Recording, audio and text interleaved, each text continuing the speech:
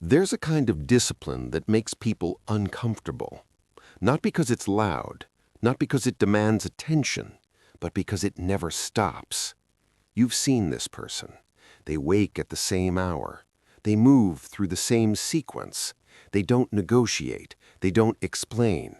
While others fade by week 3, they continue. While others create reasons, they simply act. And when people notice, they say the same thing. That's not normal. They're right. It isn't. You have tried before. The gym lasted 2 months. Meditation lasted 1 week. Reading became 3 pages and a closed drawer. The pattern is always identical. Monday brings total conviction. Wednesday brings the first negotiation. Friday brings collapse. Sunday brings promises about next week. You believed this was a problem of willpower. It isn't. Willpower is a resource that depletes. You are asking a finite tool to solve an infinite problem. The real issue lives deeper, in the structure of how your mind categorizes commitment. Your brain sorts every promise into 2 boxes, reversible or irreversible. Reversible commitments become negotiations. Should I? Could I skip today? What if I start tomorrow? The question exists because the answer can change. Irreversible commitments simply happen. They are not discussions, they are facts. In Zen temples, there is a practice called gyoji, continuous practice without gaps. Since the year 1200, a bell rings at Eiheiji Temple at 3:30 in the morning. Since the year 1200, the monks wake. Not at 3:25, not at 3:35, exactly 3:30. The question of whether to wake does not exist in their minds, not because they have superhuman willpower, but because they changed the category. When a monk takes vows in front of the community, something shifts. He is not making a promise to try. He is declaring a new identity. The community witnesses it. The self changes. The negotiation ends. This is not motivation. This is elimination. You remove the question entirely. Research into habit formation shows something clear. When you make a behavior public, your primitive brain interprets failure as a survival threat. Our ancestors who lost status in the tribe died. Your brain still operates on this ancient logic.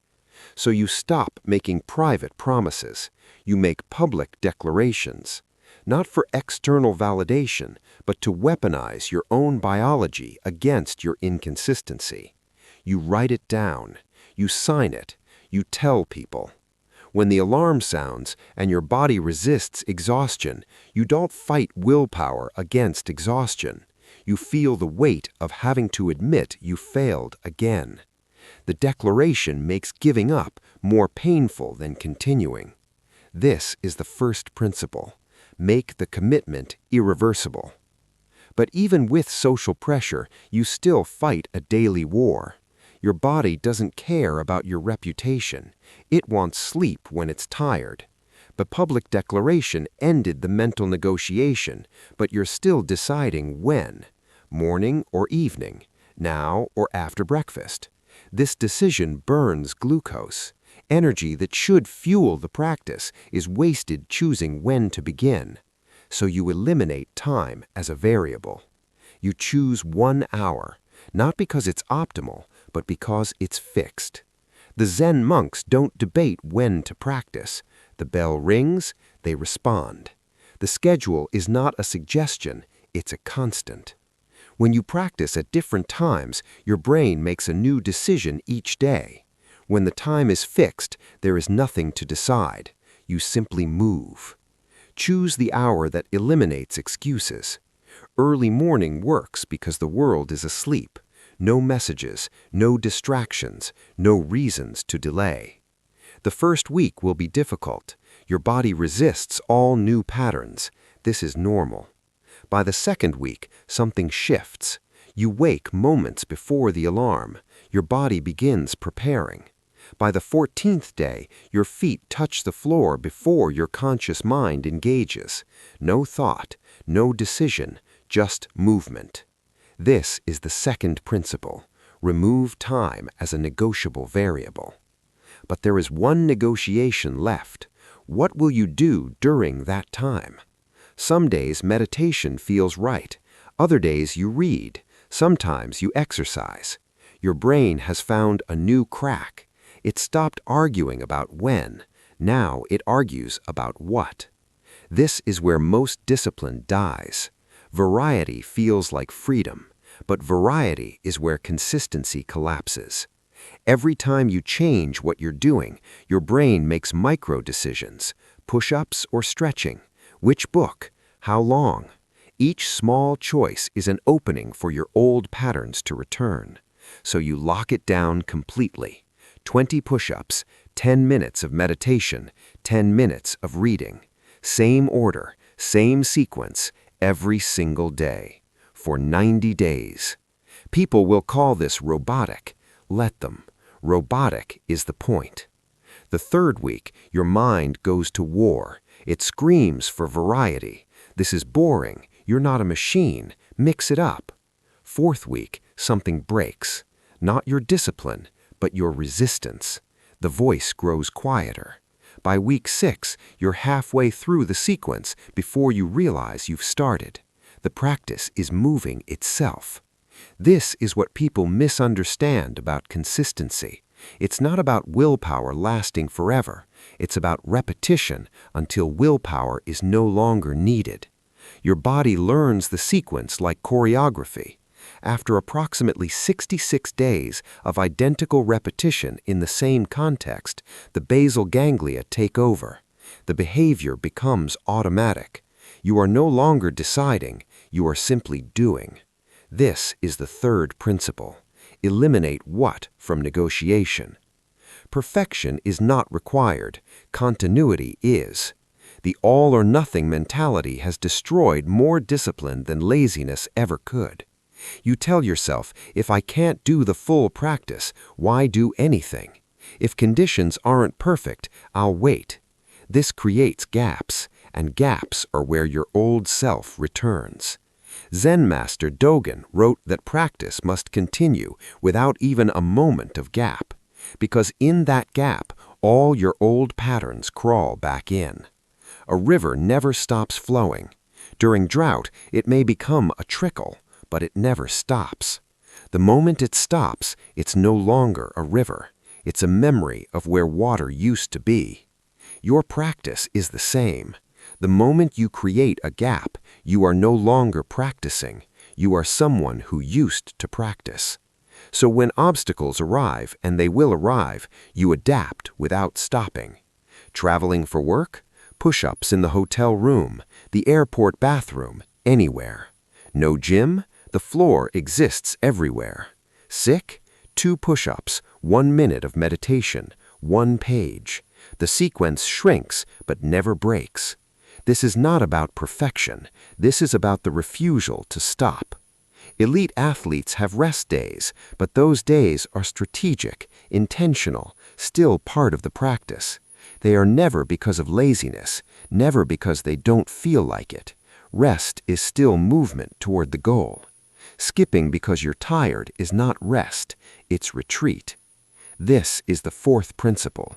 Maintain continuity at all costs. But some obstacles arrive without warning.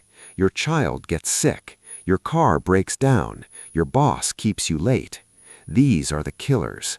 Because in that moment of chaos, you must decide under stress. And under stress, you will always choose the path of least resistance. The obstacle wins because you're fighting a battle you didn't prepare for. Zen monasteries have operated for centuries without missing practice.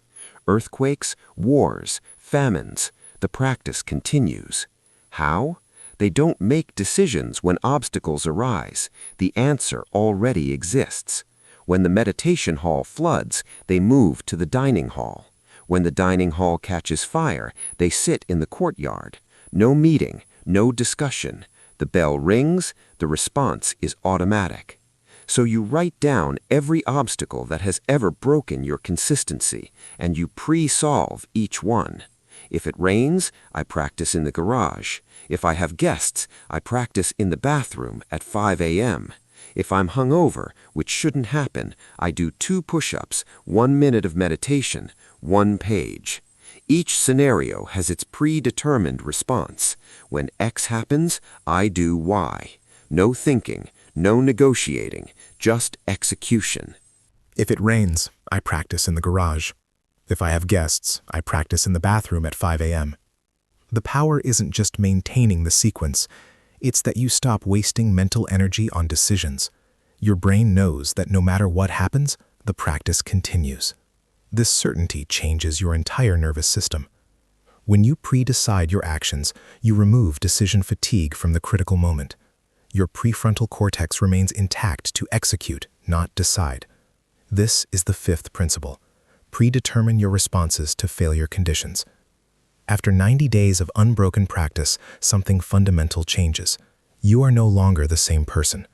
The practice has become so automatic that you sometimes complete it without conscious memory. Your body moves through the sequence like programmed motion. And people notice. They say your consistency is frightening. Good. When your discipline makes others uncomfortable, you are operating at the correct level.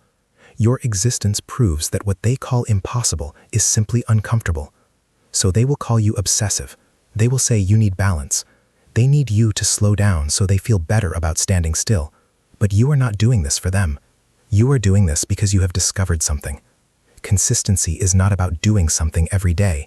It is about becoming someone who cannot do it any other way.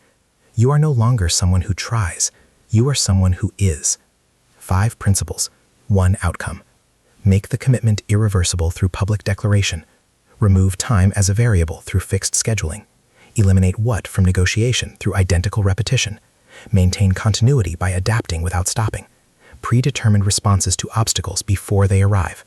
This is GOG, the practice that perpetuates itself. It will not make you a better person. It will make you a different person. Someone others look at and think, that's not normal. And when you hear those words, you will know. You have arrived.